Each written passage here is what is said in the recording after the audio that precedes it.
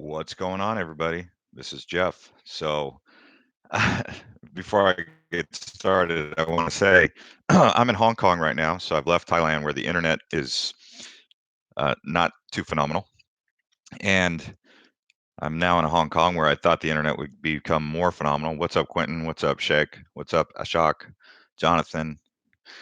Yeah, so like I said, I mean, I came to Hong Kong. I was hoping the internet was going to be better, but my room, I couldn't get any sort of Wi-Fi. So I'm in the business center down here at this hotel.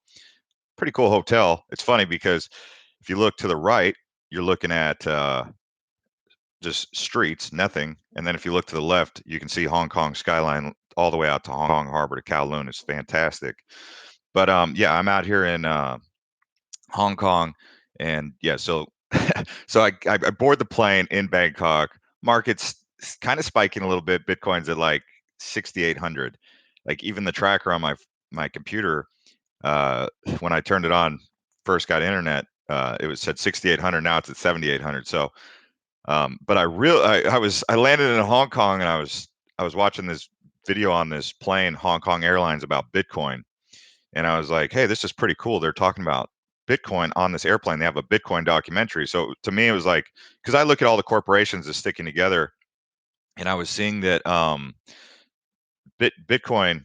I was like, if the corporations are talking about Bitcoin, that means there's higher ups out there who really appreciate digital currency. So I was like, this is good. This is a good sign.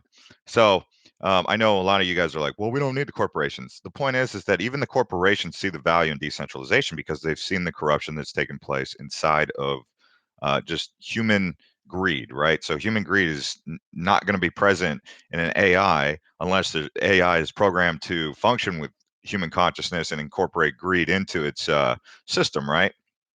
But yeah, there I've been seeing a lot of everything from Forbes to Bloomberg talking positively about cryptocurrency, even CNBC starting to use terms like mooning.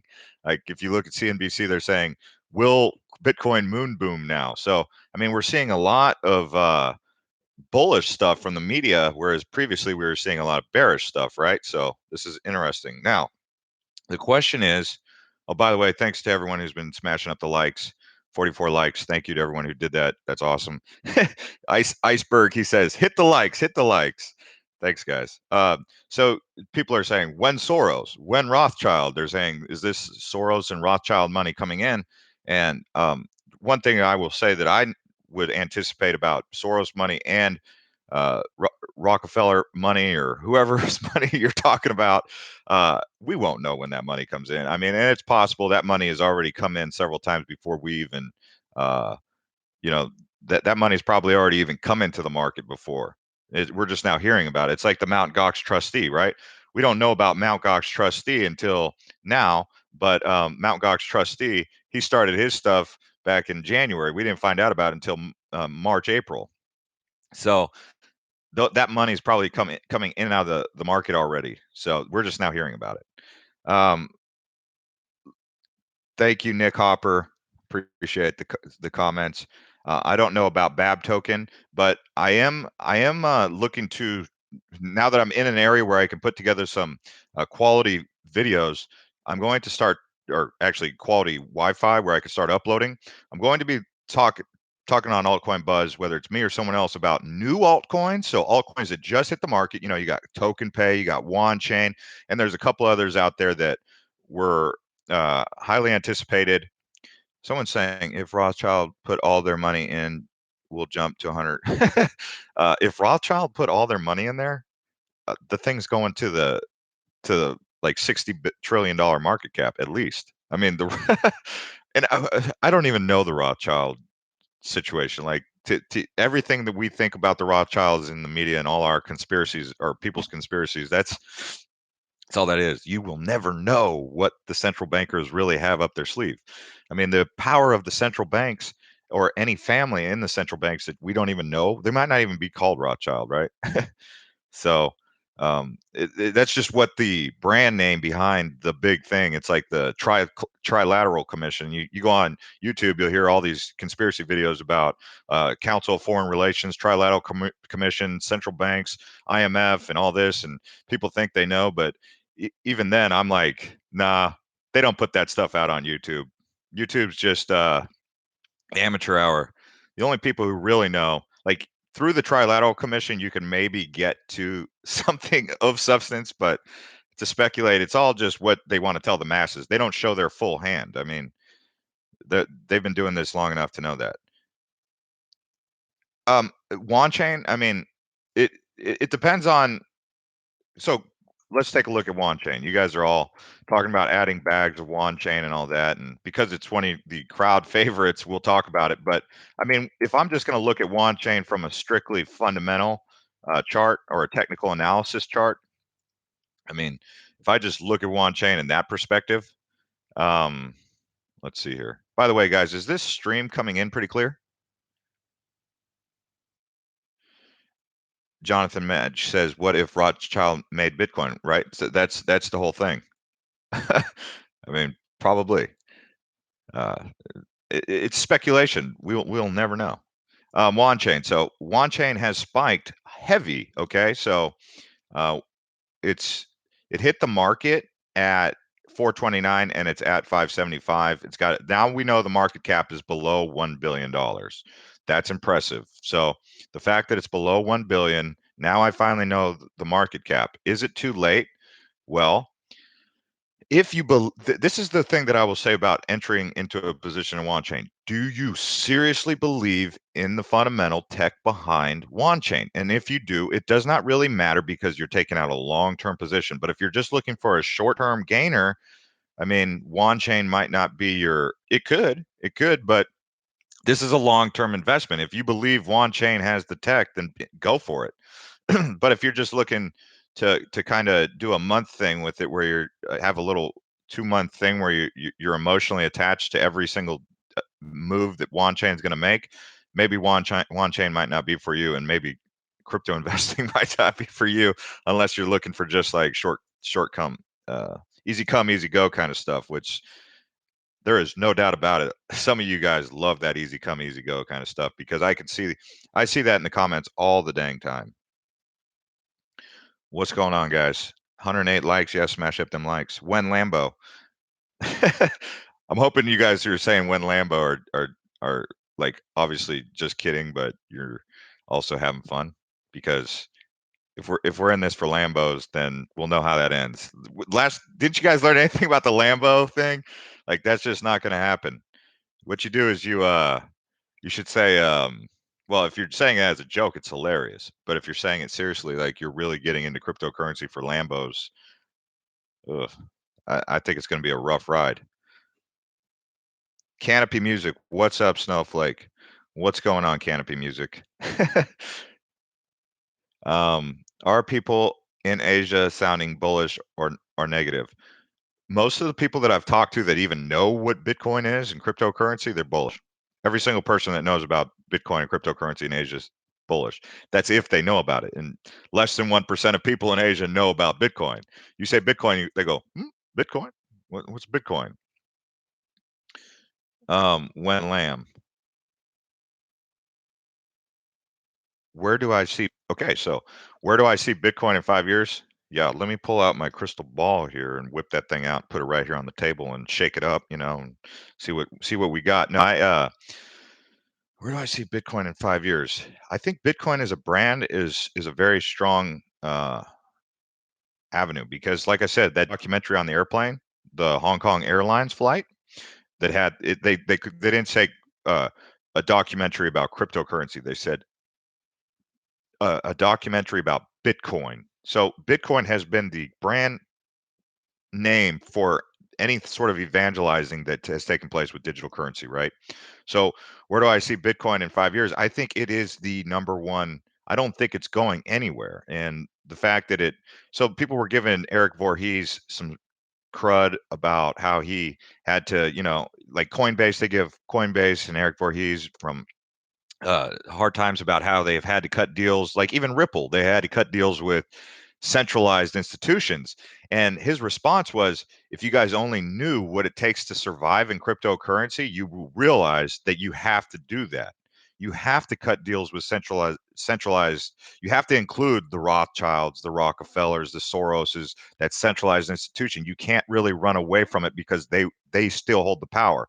It's like they have a massive military industrial complex, these look, I'm not starting war with them. I know better than that. If you think you could start a war with the institutions that already exist and have the power, you're living in a utopia. So when Voorhees and Coinbase, they're cutting deals with these institutions, they're kind of, it's kind of like a watering down of both. So watering down the decentralized utopian model and watering down the institutionalized centralized model, and they're kind of meeting in the middle, and that's where we're at now. That's why Ripple's doing is so productive. That's why Coinbase has been so productive, is when you pair the two. Bitcoin's done that with the Lightning Network and some of the other developments that they've added. So that's really important. Top three coins to invest in right now. Well, I mean, let's take a look. The market's moving fast. It's been swinging hard left and right last 2 months, but today we're actually, the last 3 days we've watched uh, the whole market. I mean, before this, there was 2 or 3 days of just green, and then we saw hard green the last one day or so, right? So, I mean, if we just look at the current market dynamic, I mean, one thing that stands out is Bitcoin dominance is not running away with the show. It's at 42%, so that's something interesting. The real question is this a dead cat bounce? Is this sustainable, or are we looking at something that's going to kind of go up and then throttle back a little bit? And so if we're just looking at that, I mean, I still see a lot of great prices. EOS, I think, is with the airdrop right now is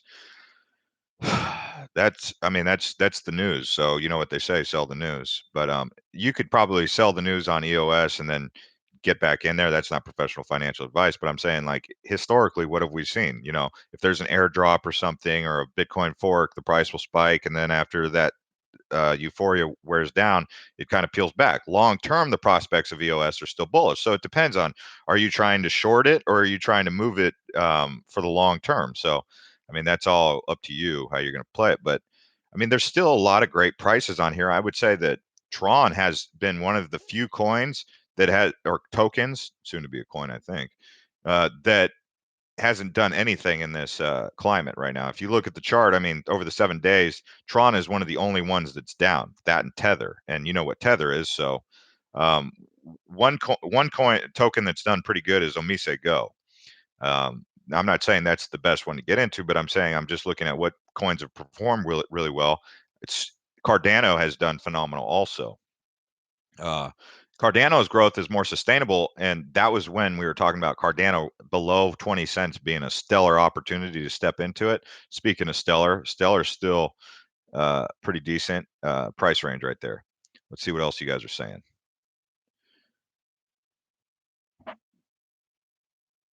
Thoughts on ETHLend? I still hold all my ETHLend. Bitcoin private.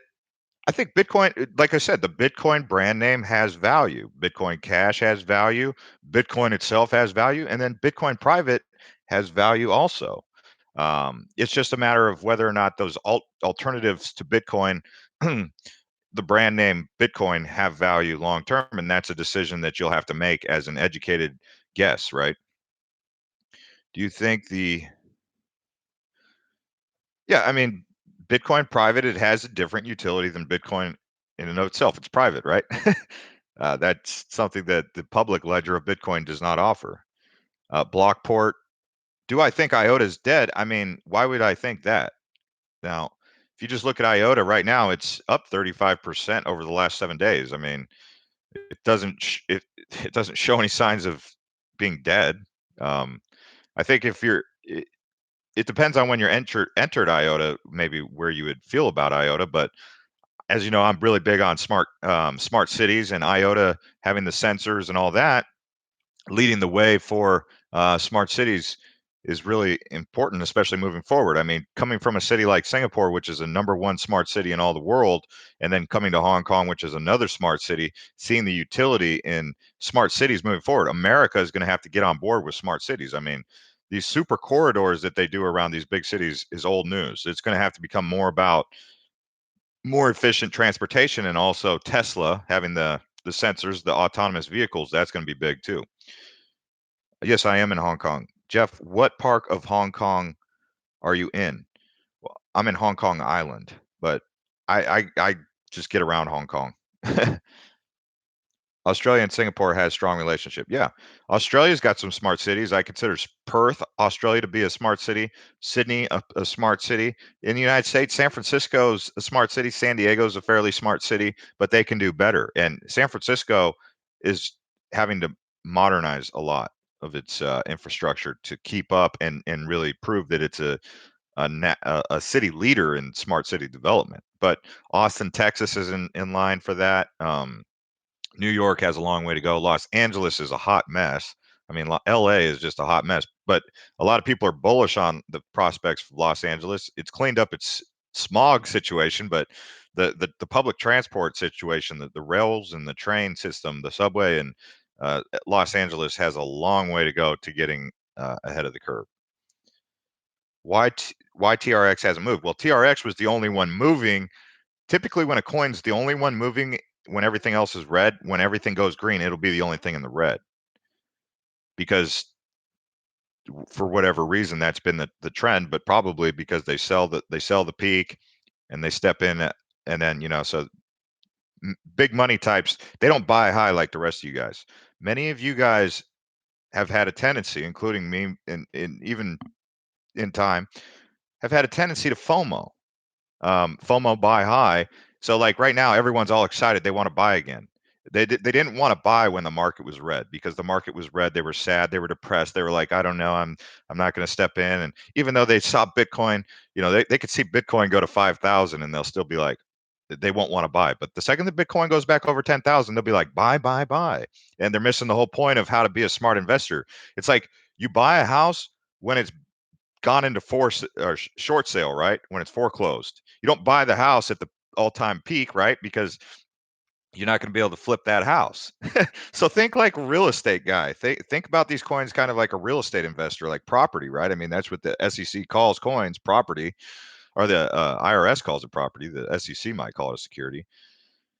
Encash, thoughts on Ontology? I think if you were to look at like TokenPay, Ontology, and WanChain, those are three coins that you'd probably be interested in exploring and looking for entry points. You don't have to enter the same day that you explore it. Just because you look at a coin that same day does not mean that you have to enter into that position the same day that you researched it or heard about it.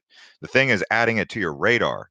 So when you add a coin to your radar, you're looking at a coin that you feel has a great tech, and if it's overpriced, and you can see it's overpriced in the technical analysis that you're doing. Yeah, thanks to everyone who smashed those likes. Hit the like button, guys. If you're Hayden Melvin says lies. What is a lie? What's a lie, dude? I mean, what's a lie? I mean, it's such a interesting accusation. What have I lied about? I mean, if you can please enlighten me. I'm hoping it does a heavy drop again. When Moon Lambo, when Lambo. Haters. Yeah, there are some haters. It's funny. 99% of you guys are not haters, but the 1% that say say things. His life is a lie. Yeah, I mean, I guess I'm over here in Hong Kong. Maybe this is virtual reality. I'm virtual realityed in Hong Kong, and I was in Krabi, Thailand, virtual reality, right? Telcoin. Telcoin, I still hold my Telcoin. Hong Kong is one of my favorite cities. The thing I would like to see happen with Hong Kong is like some really blue skies so I could take some really good pictures because it's kind of gets foggy or smoggy a little bit. And I'm hoping that it gets some blue skies so that I could take some pretty cool pictures because I like to take pictures. I have an iPhone that has an outstanding camera, and I don't even need like a Nikon or a big camera anymore. So I just use my cell phone camera in my pocket. I don't need to lug around some big camera. And Krabi had great picture taking. Anyways, I know you guys like to stick to cryptocurrency. Civilized people, hot girls, good food, low crime. That summarizes Hong Kong. Yes. Hong Kong, actually, yeah, come to Hong Kong for real. Like you'll love it. Hong Kong is fantastic. It's Singapore is fantastic. Bangkok's getting there. Bangkok's still got a little bit of a sewer smell every once in a while, which, yeah, Jeff, did you see the $10 Hong Kong note? Show the audience, super cool. Okay, let me see if I got a Hong Kong $10. So you guys want to see the fiat? See, I collect fiat, yeah. Do I have a $10? This is a 100 Hong Kong. So to you who thought I was lying, that's Hong Kong. I don't just like go to the bank and acquire a Hong Kong dollar. Here's a 20, or no, 50. By the way, it's 12 Hong Kong dollars to 1 US. I'm looking for a 10. I don't have a 10 right now, but it is pretty cool. 10 Hong Kong dollars is less than 1 US dollar. Me also collect fiat and crypto. Yeah, I collect fiat. I've got some rupiah from Indonesia. I've got some baht from Thailand. I've got some Hong Kong dollars. I just give them to my nephews. I don't personally keep them. I'm like, well, it's because to me, I'm a traveling digital nomad kind of guy. I like to take my computer and travel around. That's my goal, is to literally live all around the world, like in and out of Airbnbs and hotels and resorts. And all I need is a Wi-Fi connection. So me collecting things isn't really conducive with my lifestyle. So I give them to my nephews and nieces, and they just hold all the fiat for me. And I just say, you guys can have it, but just make sure you try to keep it, because it might be worth something one time. Uh, rupees? No, rupiah. Rupiah is from Indonesia. I went to Indonesia. I still need to go back to Bali because I'm not sure about that. No, I never used crypto traveling. I am really disappointed in that. As there's so many use cases that I see for crypto, uh, like blockchain in general, where I get so frustrated that we're living in this archaic society where we still use receipts, for example. Like, even as you saw me pull my wallet out, what did you see? A little white paper fall out of my pocket alongside that, because that's a receipt. Because every place thinks they got to give me a receipt, and I'm like, look, I don't want to do receipts. Another thing that I was talking about on my Twitter, Blockchain J, for those of you who want to keep up with me, I was saying, what's a solid wallet solution? Okay, this is my wallet, right? So I have this. But then I was like, okay, that's too big. Like, I sit on the plane, I got to pull this out, and then I got to put it in the seat pocket in front of me. And I'm like, this is just too big. I don't really want that. So I was like, well, what's a better way to get a wallet? And then I was thinking, well, they have that idea of an RFID chip going under your skin, right? And I was like, oh man, I don't think the RFID going under the skin is going to go over too well, especially with the religious types. Because, they'll say, oh, it's the mark of the beast, this and that. And I'm like, well, I don't think that's going to fly, because, there's going to be like a religious uprising against that. But I could see why someone would say an RFID implant is pretty good. Like, I'll even go to these like passport check-in counters and it'll say RFID, radio frequency. I don't know if you know what an RFID is, something radio frequency, but it's a little chip, right? I forgot what the ID stands for right now. Oh, identification, radio frequency identification, right? But yeah, that's what I was saying. So like, the guy from Myanmar, the guy I gave a little Bitcoin to on the Jax wallet. Remember, I was posted that on my Twitter. I said, hey, this is the guy from Myanmar. He doesn't know what Bitcoin is, so I'm going to send him some Bitcoin. You guys got a wallet. I use Jax. He gave me this little ring. And so I was like, well, I could wear a ring, and that could be my wallet. I could wear this little uh, bracelet. That could be my wallet. I could wear a watch. That could be my wallet.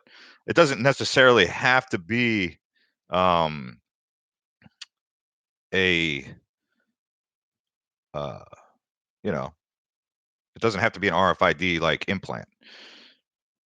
Something to replace this. It's thinking outside the box. You know what the craziest thing is?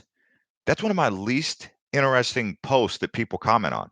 Like, it baffles me where the people's focus is. It's all on Lambos. Like, the majority of people who are into crypto right now, they only care about how they're going to make money. They don't understand the tech.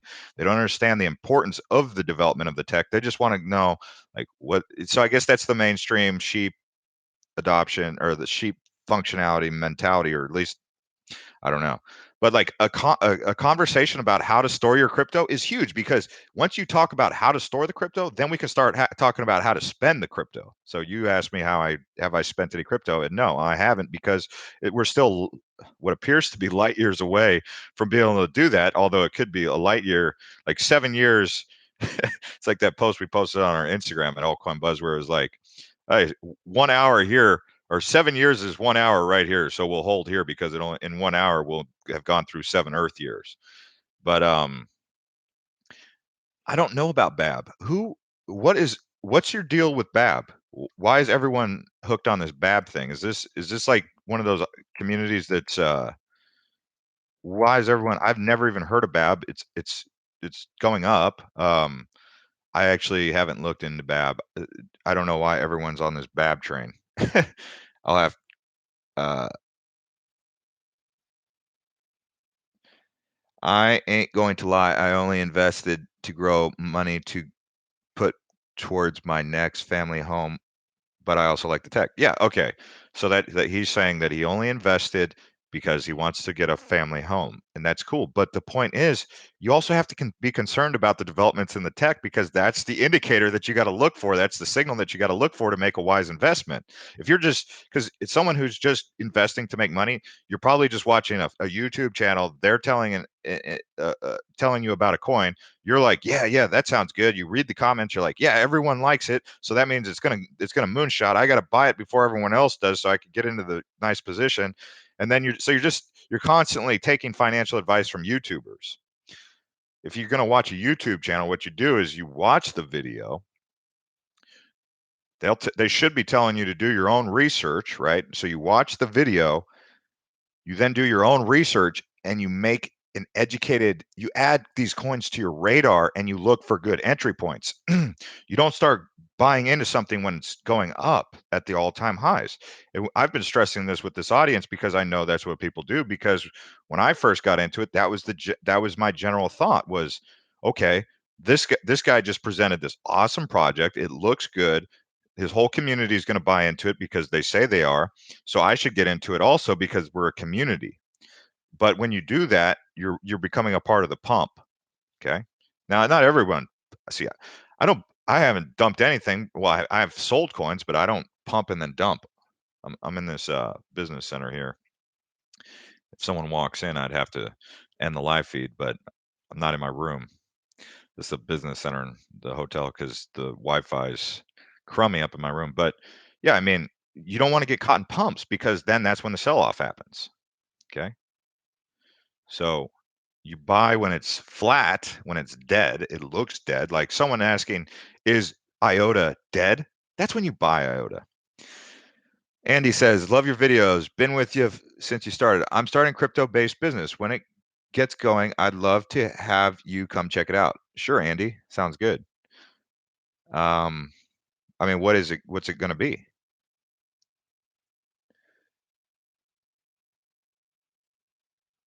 Yeah, we've talked about WanChain. Thank you to everyone who's pressed that like button. I appreciate that. 467 viewers. Wow, this is moving up big time. We're pumping this thing up because you guys were getting this thing out there. Um, Thank you, Victor. He says it's great to see. Yeah, I've been trying to get, like I said, I was in Krabi, Thailand. I've got some awesome footage. I don't know if you guys want to see it. I posted on my Twitter, Blockchain J. It's pinned to the top. My 24 hours in Thailand. That's kind of what my 24-hour cycles can be like. Go watch that. What that was literally 24 hours. At the end of the video, I accidentally said 48 hours, but it was literally 24 hours. It was landed in Krabi, took the boat, went to go eat the lobster on Raleigh Beach, then went over to went back to my hotel at night. Like I was on the boat at night because I stayed at that place longer than I should. And then woke up the next morning, caught the boat to go to Koh Phi Phi Don, went to that island, Maya Bay, shoulder to shoulder, went to Monkey Beach, got scratched by the monkey, which I was concerned about because I told the guy, I said, hey, that monkey just scratched me. Do I need to go to the doctor? And he's all like, yeah, you might have to get an injection for rabies or something. I'm like, no, no. And then, but the monkey didn't cut too much skin. And I'm looking at it right now. It looks fine. But I was like, oh man, just tell me that it's going to be okay. These monkeys, if you haven't seen that video, you can go on my Twitter and check it out. It's pinned at the top, or you can go, it's 24 hours in a cryptocurrency YouTuber. I thought it was pretty cool to share that with you guys because I think a lot of you guys don't realize this, but as cryptocurrency moves on, and you guys, because I've been doing tech for 5 years, that's this whole thing about living out of a suitcase and being a digital nomad where all I got to do is plug in. I've been manifesting this, creating this lifestyle for myself because this is what I wanted, and I've been doing this now for 2 years. And yeah, cryptocurrency is really interesting. Blockchain is really interesting to me, um, because, like I was saying, the receipts, that's frustrating. Okay, the passport processing, that's frustrating. These little immigration cards where you got to write all this stuff down, I think all that can be digitized. It can all go onto a blockchain. It does not have to be like I got to find a pen, then fill out my immigration card and all this stuff, and even my passport stamp. I like collecting passport stamps. That's fun, but let's get real. I mean, this is 2018. We can do better. Even when I went to the ATM, my bank has a tendency to block my withdrawals, and there's nothing worse than having like 100 Hong Kong, which is like $4 in your wallet, and then going to your bank to withdraw money, and then them saying that because you're overseas, they've put fraud protection in place to prevent you from withdrawing your money. So you can't access your money because they've got fraud protection because they don't know that you're in Hong Kong. Then you got to call the bank only to find out that the bank's closed. So then you're like, really? This is how we're going to roll. So then you start saying all sorts of crazy things about your bank. So it's just like there's just anything that frustrates you is a business opportunity. That's what Richard Branson says. He says when you're frustrated with something, that's a business opportunity. And that's what we've always been saying about cryptocurrency. If something in cryptocurrency, blockchain, or in life, add the blockchain to it if it frustrates you, because there's your business opportunity. You don't just have to be an investor. You can also be an innovator, and necessity is the mother of all invention, right? So you don't just have to sit around and just complain all the time. If you're complaining, be like, have the light bulb go off over the top of your head and be like, wait a second, I'm complaining. I can do something about this. This is a business opportunity. I can go from zero to hero and become a millionaire or a billionaire by putting a year of my life into something that I believe in because it's frustrating. Yeah, like the guy from Ethos, Shingo. Yeah, you're right. The Aussie drama knows what's up. That's my type of people. People who think like that, who see beyond the Lambo. Seeing the Lambo's cute, cool, fun. Go talk to girls at the bar. Be like, yeah, I'm in crypto. I go and get a Lambo one day.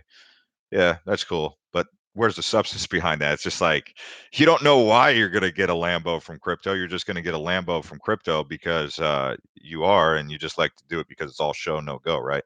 Not saying you all do that. I'm saying like maybe 2% of you do that, but there are still people in other communities, and I drive that home with you guys so you can evangelize the correct formality and the correct mentality about it.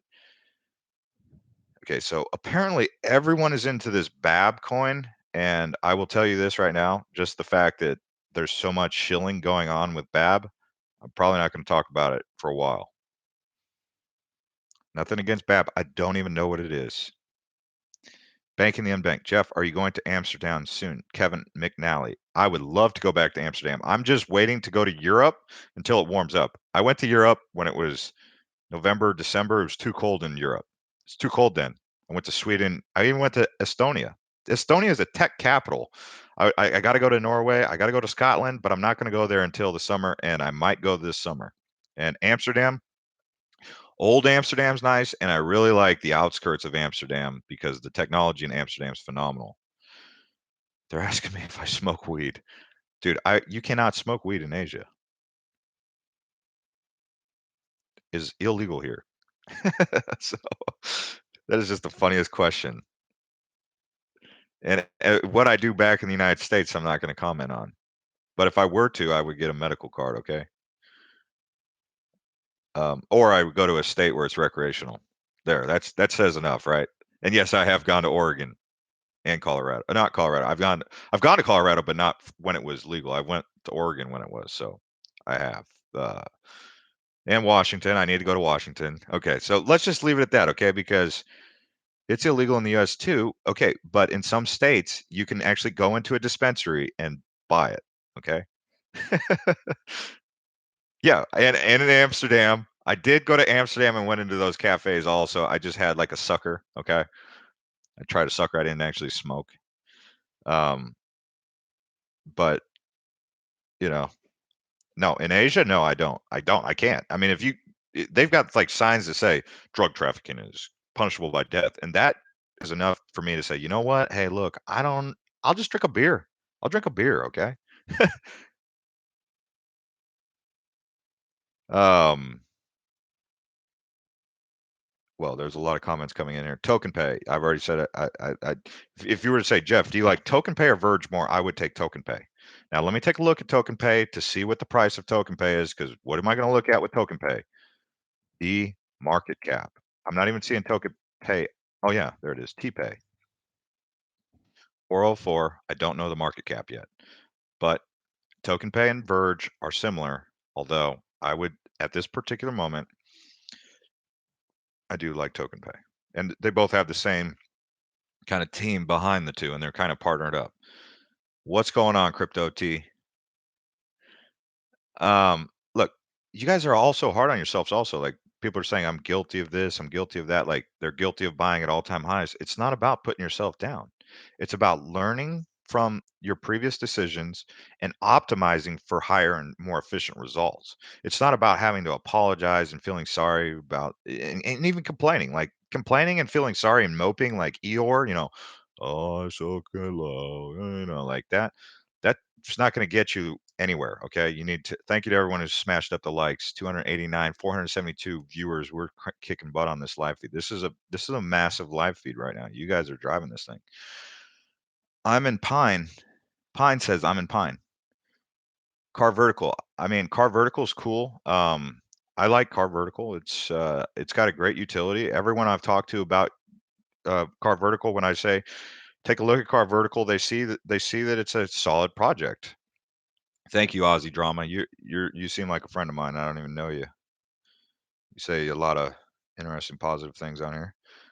Siacoin, yeah. I mean, I've liked Siacoin for a while. What do you think about Sonam? I've been talking about Sonam. Man, Sonam's been on my radar.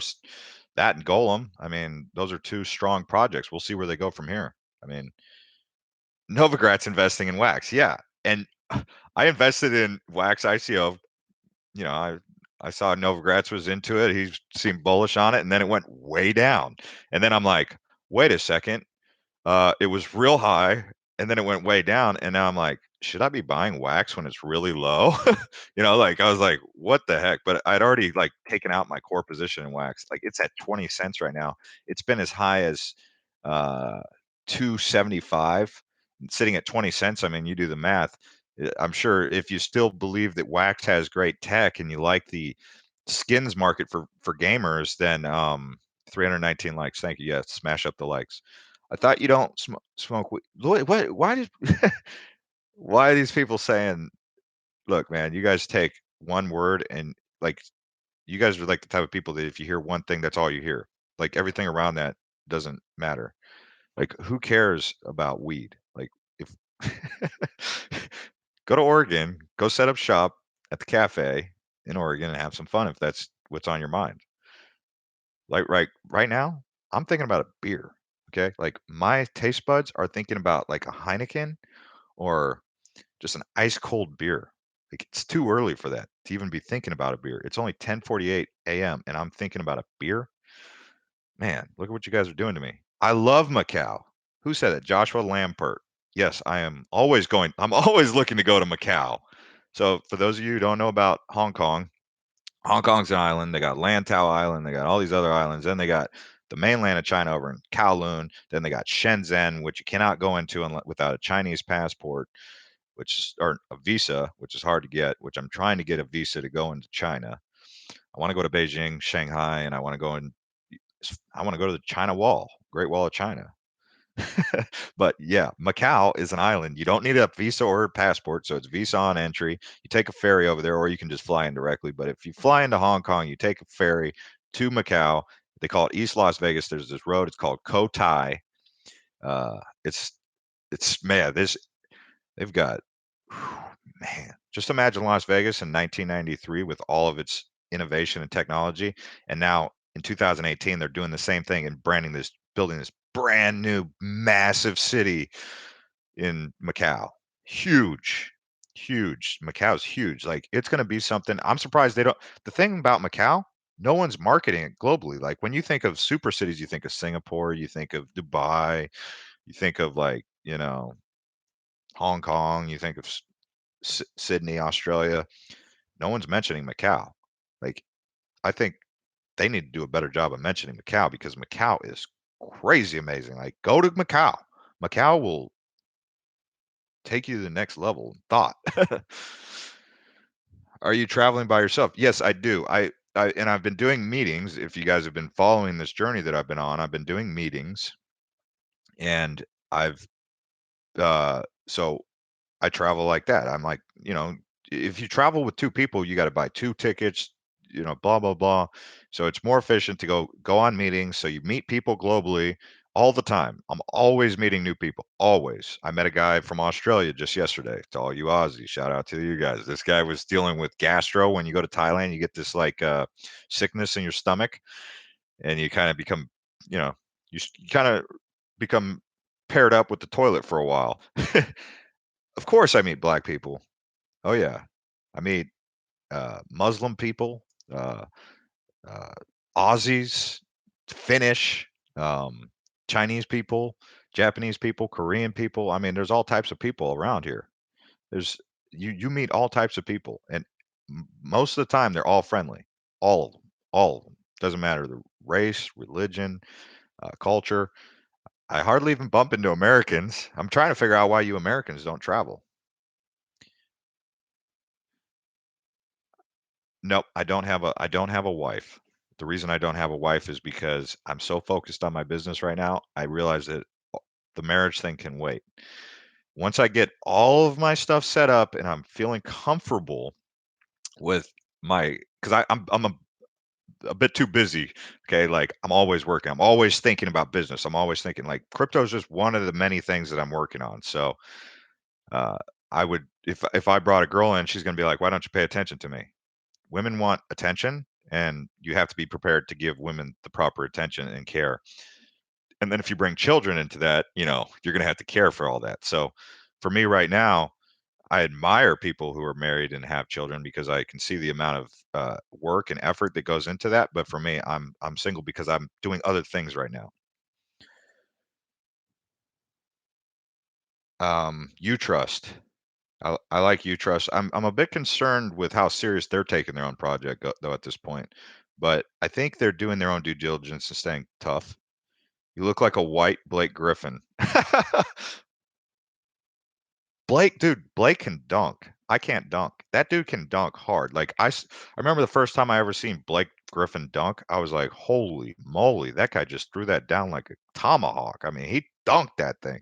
Like, LeBron, when LeBron dunks, LeBron comes in like so heavy. He's like a Mack truck. Like if LeBron's coming through the lane, you better get out of the way. That's how Blake is. Blake can dunk. I mean, if you want to just talk about Lob City, yeah, Chris Paul. Oh man. Will Ferrell, they say I look like Will Ferrell. I don't have curly hair. Um, can you make videos on portfolio diversification for sure? Yeah, I can. The thing is, being in traveling right now, I'm not able to make it's easier for me to go live than it is for me to do the old style videos. That's why I was telling you guys when I get back to my home base, I'm gonna be cranking. I'm gonna be on all systems go.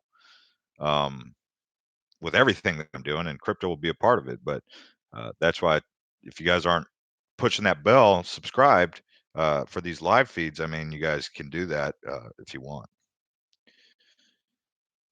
Crypterium, don't know about it. Apple versus Apple X Ripple. Any thoughts on Oyster Pearl? What other biz do you do? I do a lot of different things. I mean, I'm always doing startups. I'm a startup guy. If you need to start up a business, I'll get you started. Once it gets to a certain point, I kind of move on to my next startup. Like Altcoin Buzz was a startup.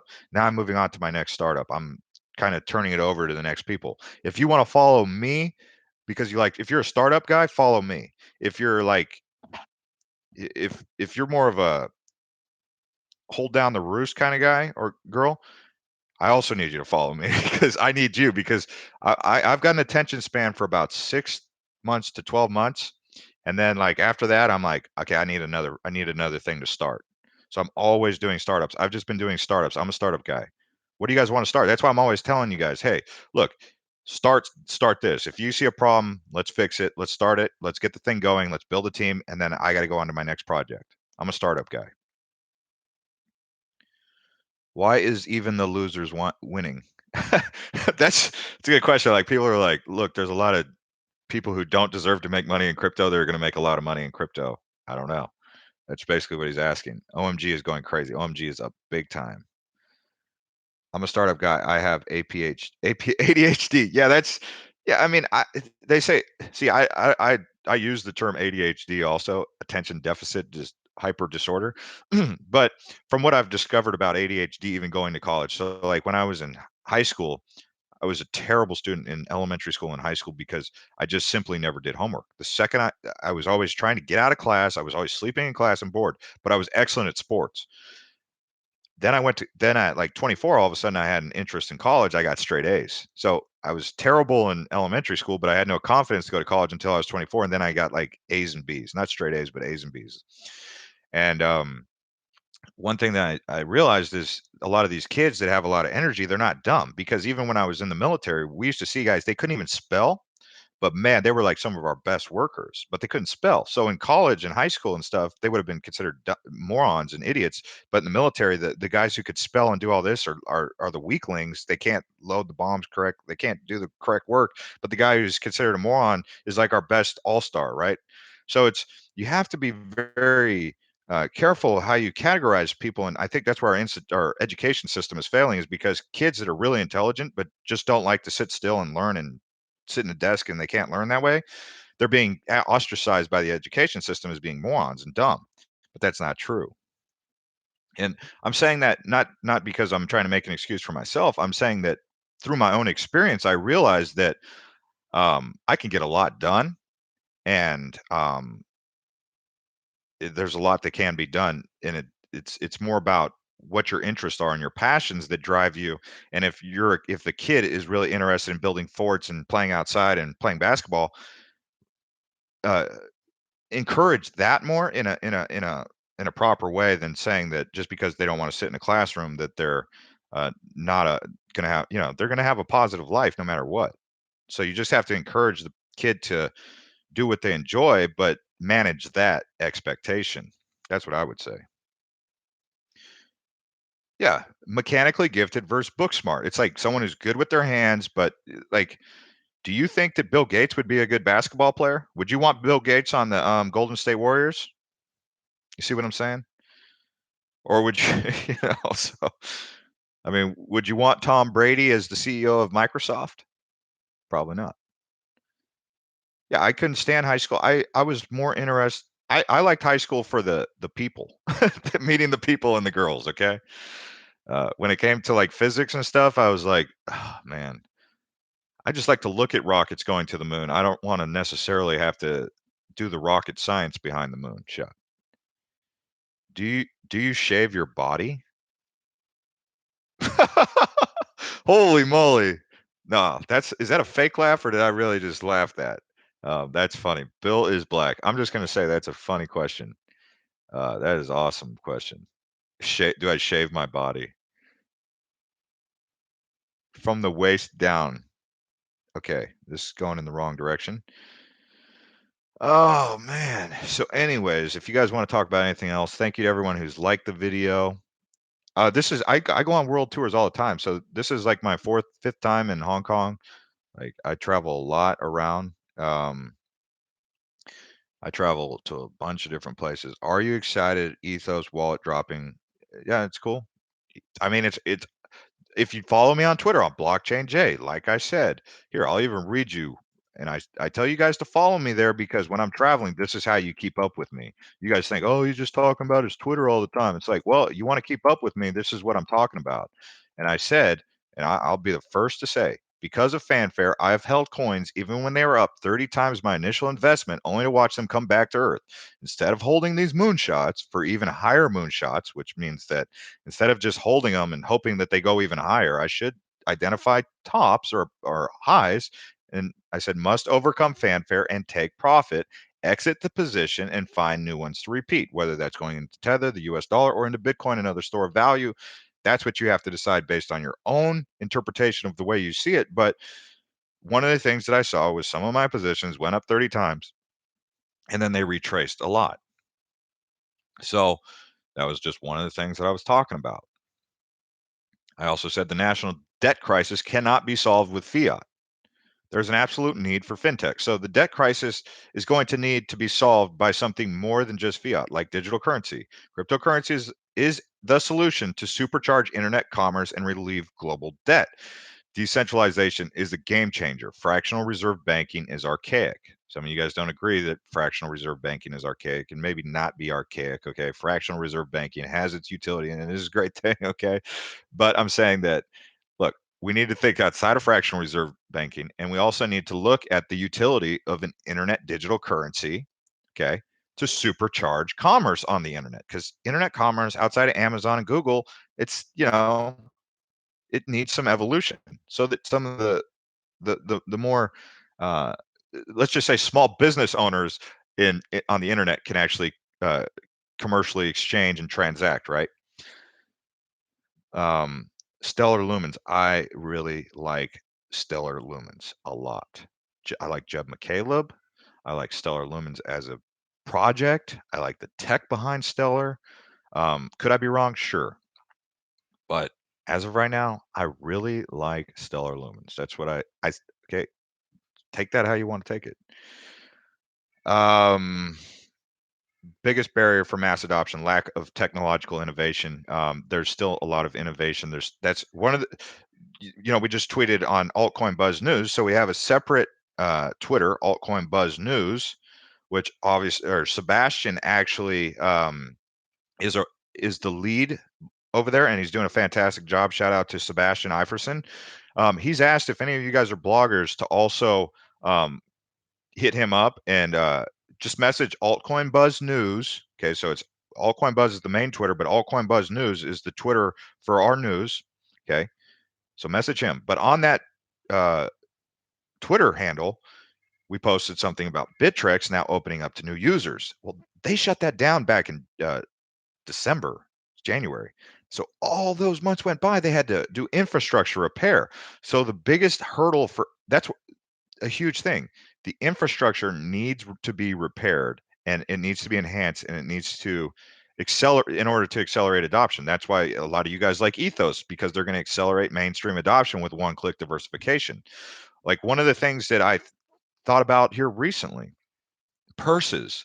For example, if how I was telling you guys earlier in the video, thank you to everyone who's been smashing up the likes, by the way, I appreciate that. How I said earlier in the video that I collect fiat paper currency. I was showing you guys the Hong Kong dollars, the rupiah, the Thai baht, and all that. I send those home to my uh, nephews and nieces, right? What I was thinking was, I'd like to send them some cryptocurrency. But I don't want to just send them one because I don't know which one's going to be the one that win out in the long term. It could be Bitcoin, it could be Bitcoin Cash, it could be Ripple, it could be Cardano. I don't know.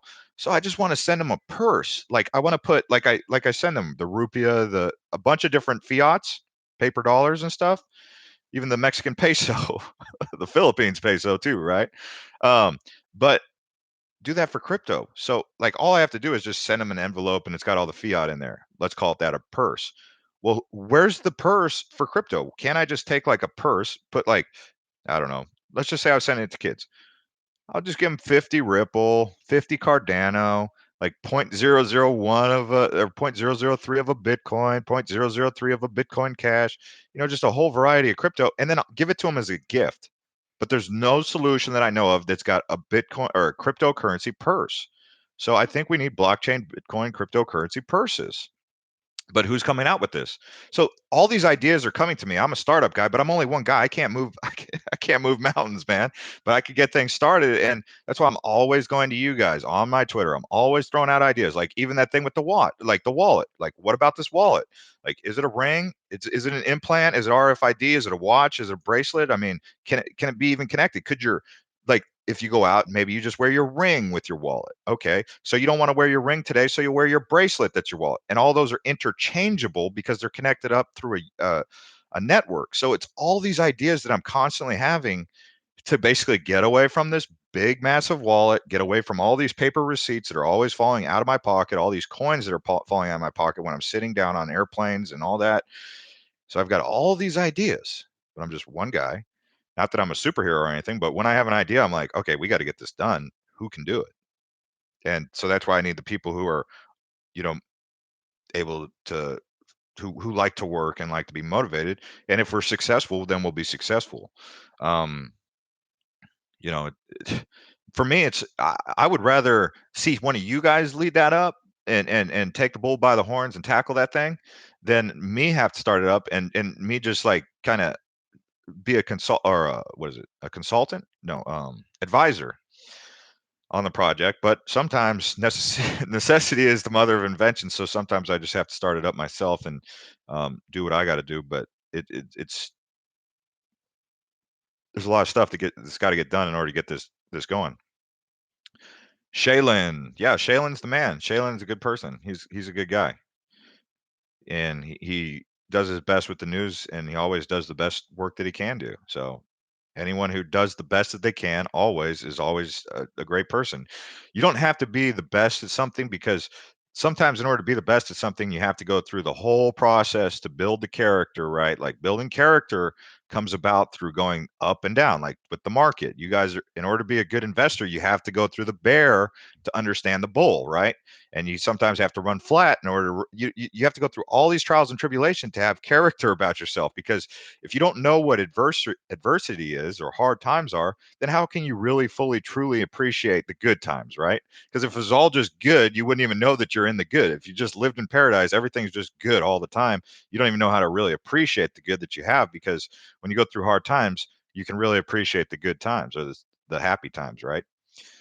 Jeff, when did you make your first crypto purchase? That's what I was saying, back in 2015, 2016, when I bought Bitcoin at $400. Shark Tank or Whale Tank? Well, I mean, that's an interesting analogy that you're using here. Oh, wow. Is this thing lagging? All right, it's at 56 minutes. You guys are probably pretty bored now.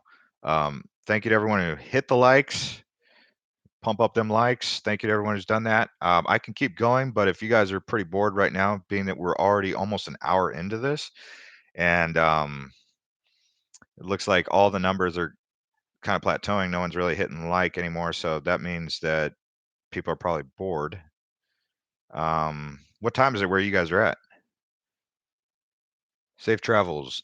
I need a beer, Jeff. Crypto Taz says he needs a beer. How much longer are you going to stay in Hong Kong? I don't know. Thank you, Tommy Moss. Appreciate it. BJ Scribble. Um, oh, it's 11 p.m. So you guys, 4 a.m. in the UK. What are you doing up at 4 a.m., man? Yeah, thank you to everyone who's pushing up the likes. Appreciate it.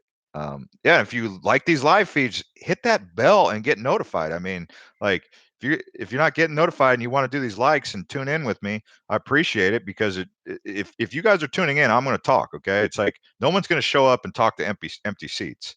So when you guys are showing up, I like to communicate with you because of all the stuff that I learned, and I like to share perspectives from my travels about cryptocurrency, because that's how we get the word out there. Like the things I was talking about, the innovation in the wallets, the purse idea. I mean, these are just ideas now, but I have more ideas coming, and I need to share them with you guys. Getting rid of receipts. I mean, all this stuff. I mean, uh, modernizing how we do travel, like the passport thing. That's 1998 to me. Like, can we go to 2018 already? Uh, what made you decide to start doing these live talks? What made?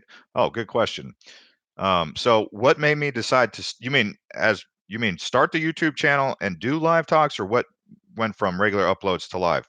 The reason I started doing live videos right now is because it's easier to do a video this way than create a video the other way. So I started doing live feeds this way because it's just, all I have to do is just say, okay, I'm ready to go live, talk. Let's get the show on the road. With the other one, I got to like make the video, render it, upload it. This is just way easier and it's more fun. um, yeah, I think me traveling does make my videos more interesting than if I was just sitting at home, like kind of like waking up, getting my coffee, going straight to the computer and going crypto all day long. At least now I'm like on my phone in the field, like getting inspiration from all the experiences. Like I said, the frustrations create business opportunities, and that's, what do they call that? In the field training. So I'm getting all this in the field training, and it's not just in the United States, which is my comfort zone. because if I'm in the United States, that's my comfort zone. So when I'm in all these foreign countries and I'm dealing with all types of walks of life people, it helps me to add value to my thoughts because I'm getting so many new perspectives. I already got the American perspective because I'm a Yank, I come from there. But when I go to these other places, I become more like understand them, and I embed myself in the culture, and I get that interaction that helps me to understand things a little bit more. And that's why I always say with where I come from with the Americans is that I think I'm really surprised that a lot of Americans don't travel more. It's kind of disappointing actually because Americans think they know everything, but if you've never left the United States and you're talking about your worldview, I think that's a very shallow perspective because you don't know about the rest of the world until you go there. Like for me, I'm like, I need to go to Saudi Arabia, I need to go to Iran, North Korea. Like to me, those are challenges that I want to explore. I don't know why Americans are scared of traveling abroad. As you can see, I'm an American. I look, fairly American. I mean, and I have great experiences. I mean, I'll even get on boats. Like the one guy, this is just to show you like some of the crazy stuff. Yeah, thank you to everyone who smashed up the likes. Because you guys smashed up those likes, I'll keep going. I got on a boat. It was just me and him, and we're out there in the middle of the Andaman Ocean, just me and this guy that I don't even know who doesn't even speak English on a wood boat, and the ocean's choppy, and I'm like going out to one of these islands, and it's just me and him, and I'm like, dude, this is an adventure. Like I don't even know this guy, and he's taking me out there because I just chartered a private boat to go out to the island. And he was so cool to me, man. Like I took care of him. I gave him a nice tip. I didn't. I mean, I'm not saying that I gave him a nice tip because I'm showing off. I'm saying like I gave him a nice tip because he took good care of me. Like you guys are like, oh, you're getting ripped off. I don't care about that. What's more important to me is, do we have a positive interaction with each other, me and the person that I'm doing business with? That's more important than whether or not I got a good deal and I was able to get over on them, because that's not what business is all about. I always say there's no business like good business. Do you know what that means? That means customer service, taking care of your client, and it reciprocates. It's having a positive interaction with people is what life is more about than just getting ahead of someone on big money and get. I mean, we all want to be successful and have wealth, but it's more for me, it's more about your interactions with people. When you walk away from them, do they say, hey, that was a stand-up person, was that a good interaction, would I like to have a beer with that person, would I like to hang out with them again, instead of saying, yeah, I got a good deal. I instead of paying 200 baht, I paid 102 baht. Okay, that's penny pinching. I like to save money. Okay, a penny saved is a penny earned, but at the same time, it's anyways. I think I've been going for a long time here. um People are walking outside the door. This is a business center in the hotel. I need to go to Macau, man. I might have to do that today. Yeah, so the numbers, uh, do you follow Dollar Vigilante? There's a ton of YouTubers out there that I really like. Of course, I like Data Dash. Of course, I like Crypto Investor. I mean, there's so many people out there to keep up with. Dollar Vigilante, I've watched some of his content. I bounce around from content. I have my notifications turned on for some people. I've had notifications turned on for some that I've turned off and now I've turned back on. Some people have even done that with Altcoin Buzz. They've turned on notifications and they turned off all notifications, then they turned back on the bell. So I mean, it's just I'm just like one of you guys. Like sometimes you'll hate me, sometimes you'll love me, sometimes you'll be sick of me, sometimes you'll say, "Where's Jeff?" Like the market could. Some of you guys are probably like, "Man, I stopped watching Altcoin Buzz a long time ago because Jeff was he was getting boring." Now you're back and you're like, "Oh well, hey." So modern investor, I don't know him. What is up? Ruka, what is your question, man? Simple token. Doug Polk is an interesting character. He gets under a lot of people's skin. I think Doug Polk is a polarizing character. He does his job, and that's what his job is. So, I mean, he's doing his job. Everyone's got a role. I got my role. Doug's got his role. I laugh so many times when I watch Doug's videos. Doug makes me laugh. If I want to laugh, I'll tune into Doug. I think Doug's dry humor is refreshing. I think he's also really intelligent.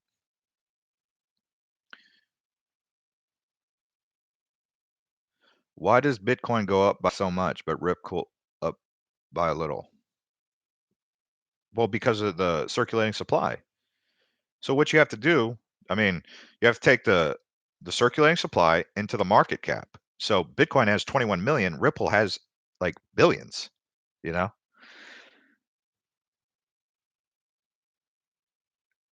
That's what I'm trying to do right now, Tarek. Tarek says, "Hey Jeff, what do you think about having a brainstorm with all the altcoin buzz subscribers to get ideas on how we can all participate in promoting crypto to get mass adoption?" That is exactly why I do these live feeds.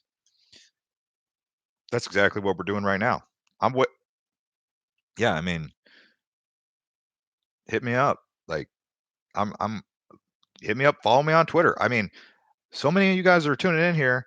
If you guys really want to talk, hit me up on Twitter. That's where I'm easily able to get out the information. So I look forward to communicating with all of you guys the best of my ability. I can't, that'd be a lie to say that I can respond to every comment all the time because I've got other things going on than just staring at Twitter. But I mean, we do participate. So yep. Thank you to everyone who's hit that like. I keep saying that because if you like these videos, you got to hit that like because that's going to help get this video out and get you guys more videos like this. But if you're bored and you don't like it, hit the down. So you could, and I mean that. I mean, I get sad when I see a lot of down likes. So like, I like when I see a lot of up likes, but when people hit down like, I'm like, oh man, I didn't do a good job. People didn't like that.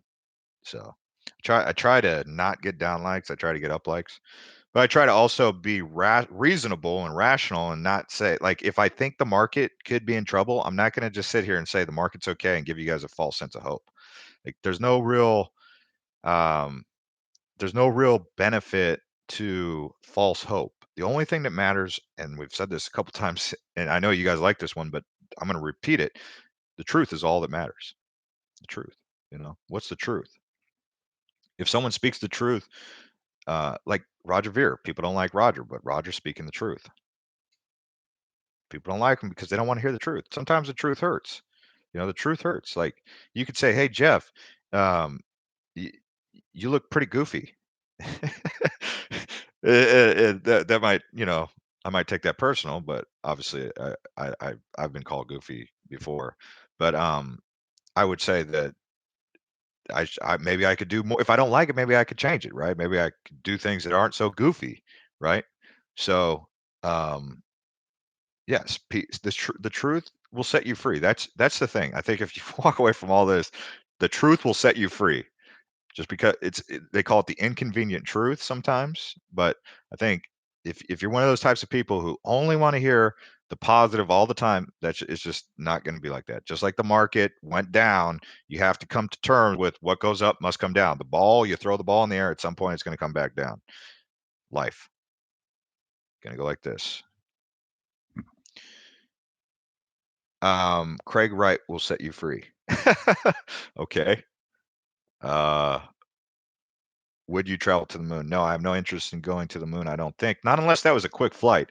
Like, I don't like flights that take 10 hours. Flying across the ponds, Atlantic or Pacific, that takes way too long for me. So, like, the idea of flying to the moon to get to the moon, if that takes 10 hours or longer, I'm not doing it. I don't care if it's the moon, to Mars, or whatever. But if we're going through portals and wormholes, sure. If you can get me to the moon in 4 hours, I'll go to the moon. But just to say I went to the moon and take a picture and come back, I don't think there's much to see on the moon.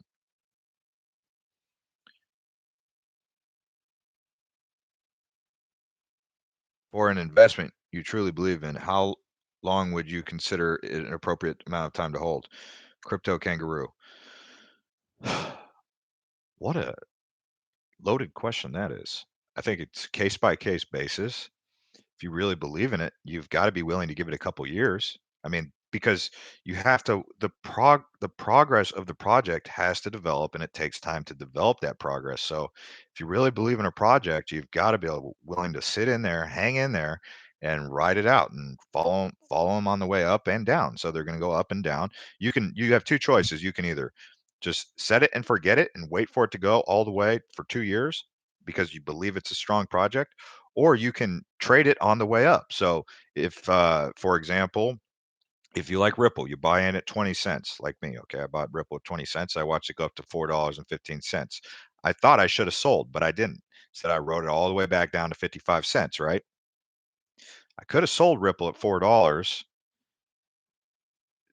maybe into USD or Tether or whatever I like to hold it in.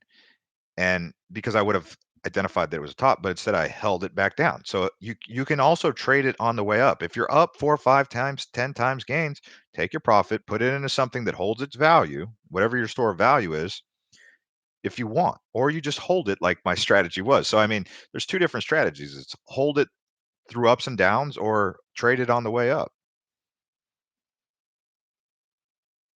Yes, I still have all my Tron that I bought back in at 20 cents.